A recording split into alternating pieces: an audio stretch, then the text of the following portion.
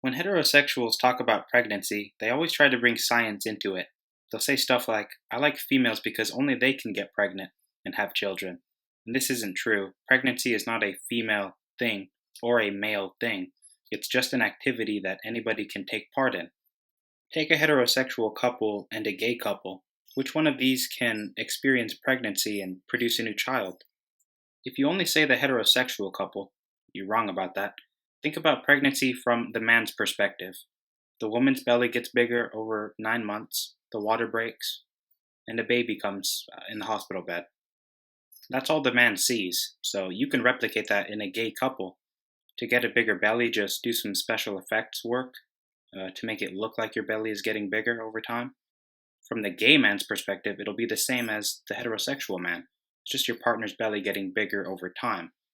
Now, the heterosexuals will say, oh, well, he's not actually pregnant, he's just faking it.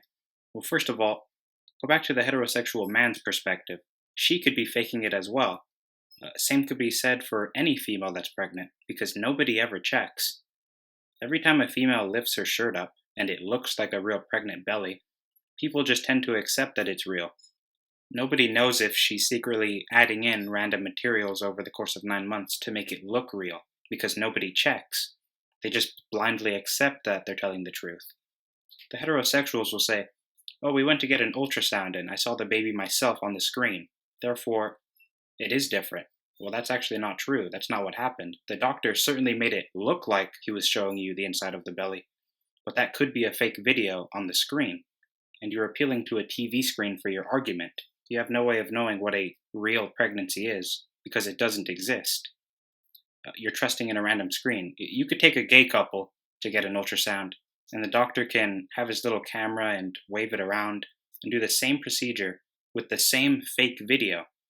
So therefore, a real pregnancy versus a fake pregnancy, there is no difference from your perspective. I'm not claiming that pregnancy is fake, but you wouldn't know. You don't have a perspective on this.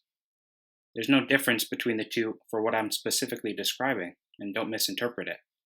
And for anybody saying, oh, well, we could just cut a pregnant woman's belly in half, pull out the fetus, and prove once and for all that pregnancy is a real concept, you can easily just get a fake fetus somewhere that looks very realistic and put it underneath the basketball and all the other special effects. You get what I'm saying? Everything can be equated for. Therefore, there is no such thing as a real pregnancy, and it can't be proven. Back to my point, number two, the water break. You just pour water on the floor after 9 months. That's it. And once again, there's no way of knowing females don't already do this. What if females have been doing this all along? Nobody checks. There could be some water thing under their skirts. Nobody would know. And the heterosexuals will say, actually, the water breaking process is a very specific process that females go through, all this. Once again, look at yourself. You're appealing to a random website rather than what you're actually experiencing and seeing. Both are experiencing the same thing. On one side, water spilling on the floor. On the other side, water spilling on the floor. Both randomly. You're seeing the same thing. You want to talk about these websites. I'm not dismissing science. I'm just showing that all this pregnancy stuff has nothing to do with gender. Females aren't special for being pregnant. Like, females vomit and complain about how sick they feel when they're pregnant. I'm in the same boat as them. I vomit all the time as well. I'm sick all the time. It's not a pregnancy thing. It's not a gender thing. They try to make it special about them. Anyways, point number three, the most important point. First of all, you're going to need to adopt a random baby. And the heterosexuals will say, see, you need us to reproduce. Once again, this is not true. You can get a baby without the use of heterosexuality. You just get a doctor at the sperm bank to get some random sperm, and then find a female. Funny enough, if you want to find a female in today's society, they're the ones wearing makeup with the long hair. So you combine the two, get a baby after some time, and the heterosexuals will say, wait, you just admitted pregnancy is a real process. Reproduction and pregnancy aren't the same thing. They try and tie it together. A pregnant person walking around, you have no idea what gender that person is. It could be, obviously, a basketball underneath the belly, and it could be a male with a wig and makeup. Nobody checks. As far as reproduction, that's just sperm and egg. Heterosexuality is nowhere to be found because it's irrelevant to science. they try and tie it in with science. It's irrelevant to science. Back to my point. And now the baby's there.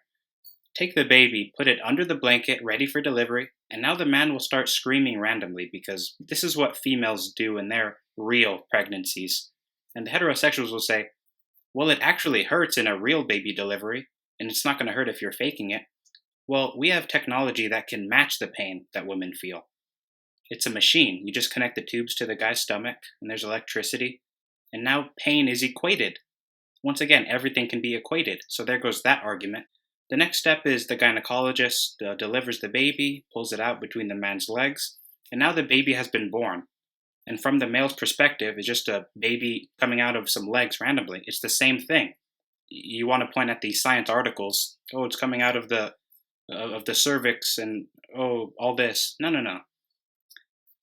Anyways, that's now all three parts of the pregnancy process that have been equated for, proving that pregnancy is not a gender-exclusive experience. All other experiences in the process of pregnancy can be equated for. Go ahead and name some. I'll equate for them. You just have to equate them correctly. And I'm not certain that every pregnant female that I've ever seen, I can't verify that any one of them were real.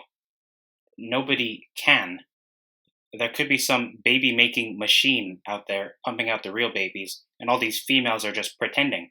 There's no way to prove either or. It seems that only I know this. Everybody's walking around this earth, they see a pregnant woman and say, "Congratulations," when in reality, it could just be a basketball and some paint. Nobody knows because nobody checks.